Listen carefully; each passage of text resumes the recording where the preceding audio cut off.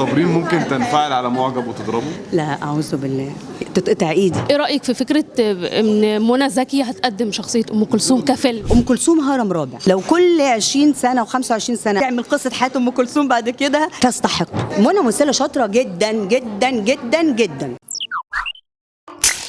سر الحلاوه والجمال والتالق حبكم، يعني طول ما انتوا بتحبوني وشايفيني حلوه انا متربيه في وسط عينيكم يعني، فلما بعمل اي حاجه بلون شعري ببقى مش عارف ايه الناس تحبني فبلاقوني حلوه، بس هو ده السر. لما خسيت قوي فرق اللوك طبعا، كريمات بقى بحط كتير طبعا، شويه حاجات كده. نقدر نقول الحب الاول هو السبب في حلاوه صابرين زياده. هو بقول لكل فتره ليها حبها، بس هو الحب الاول ممكن يبقى هو طبعا السبب. برضو في اولاد، كنت متجوزه رجاله في حياتي مراحل محترمه جدا، بكن لهم كل احترام وكل موده وكل حب. طبعا يعني في الاخر خالص هو الحب الاول اللي بيحل في الاخر. صابرين شفناكي وانت واقفه وقت تكريم انعام محمد علي، طبعا بتسقفي لها طبعا وعملتوا مع بعض طبعا كان شعورك لا مش ام كلثوم بس، انا عملت معاها ضمير قبل حكمه وام كلثوم وفيلم اسمه صائد الاحلام. ساهمت في اسم صابرين طبعا. مدام انعام محمد علي معلمتي الاولى، يعني هي صاحبه فضل بعد ربنا وابويا عليا بشكل كبير كبير يعني. ومدام انعام محمد علي تاريخ المراه المصريه اللي عملت اعظم الاعمال كحقوق انسان يعني، وعملت كفايه طريق العيلات مثلا، يعني انا طبعا ما شاركتش فيه بس وضمير قبل حكمه اتعملت ازاي مع السيده فاتن حمامه، ضمير قبل حكمه. وبعدين ام كلثوم لما عملنا ام كلثوم مع بعض، لا مدام انعام محمد علي دي مدرسه تدرس لوحدها، يعني دي مدرسه ماشيه على قدمين امراه يعني. صابرين ممكن تنفعل على معجب وتضربه؟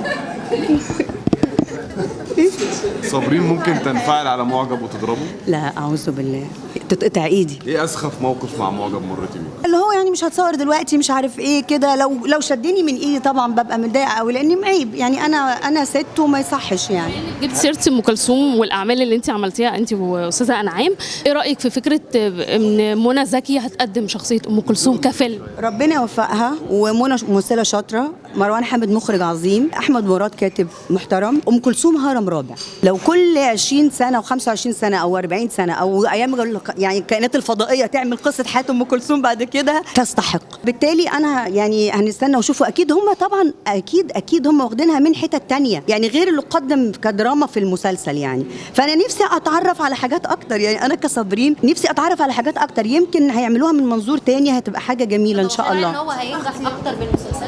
ليه اكتر وليه اقل؟ تتوقعي انت شرير، انت اسمك ايه؟ منى. انت شريره منى.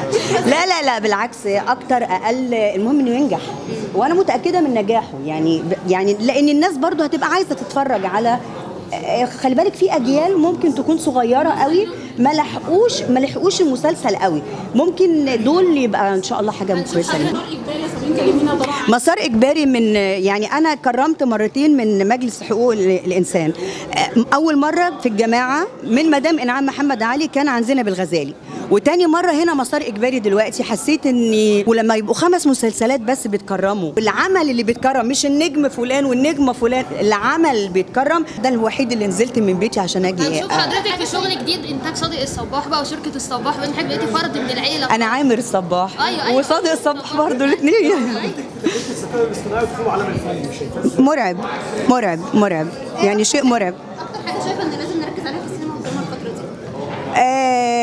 حقوق الإنسان للمرأة مهمة قوي. أنا عن أستاذ عامر الصباح بقى، وطبعا الجديد بقى في حياتك بقى طبعا الجواز واللي شدك ليه، لو تقولي له رسالة كمان النهارده. لا هقول له ربنا ان شاء الله يوفقك ويقدم اعمال زي ما كان هو يعني منتج رائع طول عمره، هو وآل الصباح كلهم الله يرحمه محمد علي الصباح هو صاحب امبراطوريه الصباح كلها.